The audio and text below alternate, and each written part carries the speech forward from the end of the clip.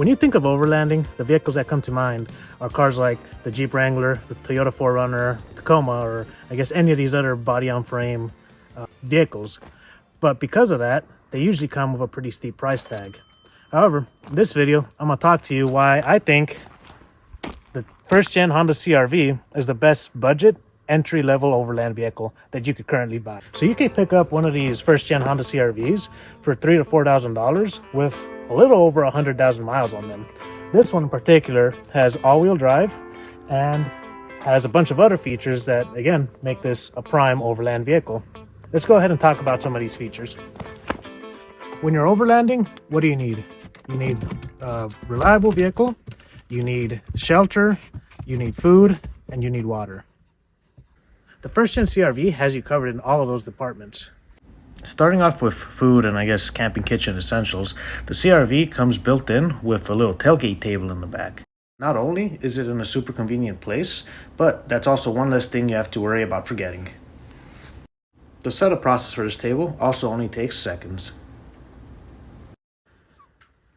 Now, underneath the table, you have this hard piece of plastic that actually could double as a ice chest. So you really don't even need that. This is also great storage for recovery gear and other tools that you might, I guess, need while overlanding. There's no plugs to drain out the water, but by removing these little tabs, which come out pretty easily, you can remove the whole plastic thing and dump out the water as needed. Now, back here, I believe this is where originally you could put some spare tools, but I've used it to store a paper towel roll and a toilet paper roll, which both conveniently fit inside this little space right here. This hook is also great for hanging your groceries or even a trash bag. With the first-gen Honda CRV in the LX or SE models, you don't even need to pack a tent. I'll show you why. So by removing the headrest on both front seats, pulling the seat all the way forward, and bringing the backrest all the way back, you can enter what is known as bed mode.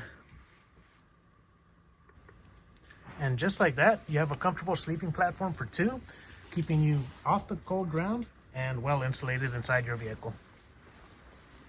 And for reference, I'm 6'2", and I'm able to fit in here.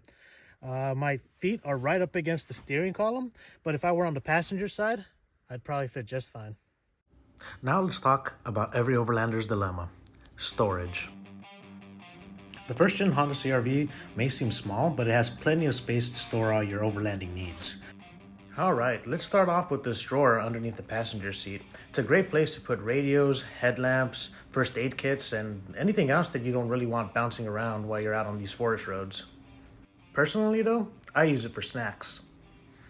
By using bed mode, I'm able to condense all my sleeping gear into this one duffel bag.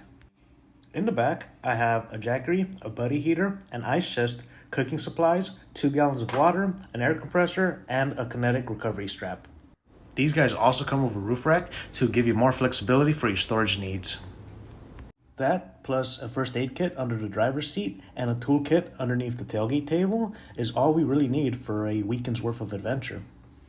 And realistically, with the Iceco 12-volt fridge in the back, and by adding some fuel canisters up top, as well as some additional water, we can use this setup for an extended overland adventure. Now, in regards to reliability, this 2.0 liter engine is as simple as it gets.